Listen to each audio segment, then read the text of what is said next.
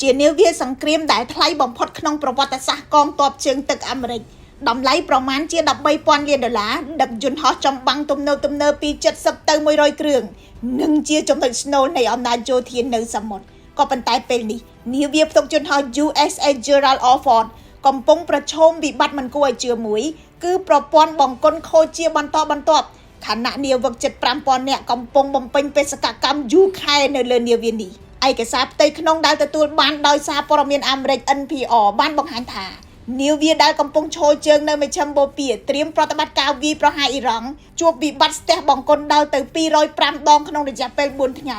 ក្រុមបច្ចេកទេសការសំណល់ត្រូវធ្វើការយ៉ាងតានតឹងដល់ទៅ19ម៉ោងក្នុងមួយថ្ងៃ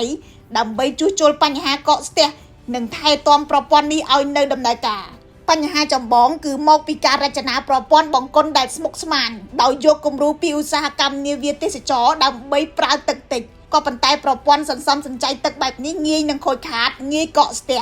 បញ្ហានេះកាន់តែធ្ងន់ធ្ងរព្រោះនាវាកំពុងបំពេញបេសកកម្មយូរខែនៅលើផ្ទៃសមុទ្រដែលធ្វើឲ្យការជួសជុលធំមួយចំនួនមិនអាចធ្វើទៅបានតម្រូវឲ្យចូលចតនៅកំពង់ផែបញ្ហាបង្គន់លើនាវាថ្លៃបំផុតរបស់អាមេរិកនេះមិនមែនទើបតែកើតឡើងនោះទេបញ្ហានេះកើតមានចាប់តាំងពីនាវាត្រូវបានដាក់ឲ្យប្រើប្រាស់ដំបូងនៅក្នុងឆ្នាំ2023ការិយាល័យត្រួតពិនិត្យរដ្ឋាភិបាលអាមេរិក GAO នៅឆ្នាំ2020បានព្រមានម្ដងរួចហើយថា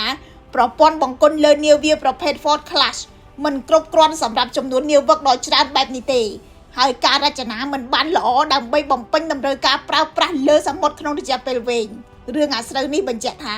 សូម្បីតែអាវុធយោធាខ្លាំងបំផុតនៅក្នុងពិភពលោកក៏អាចមានចំណុចខ្សោយតូចមួយដែលអាចប៉ះពាល់ទៅដល់ជីវិតប្រចាំថ្ងៃរបស់កងនាវិករាប់ពាន់នាក់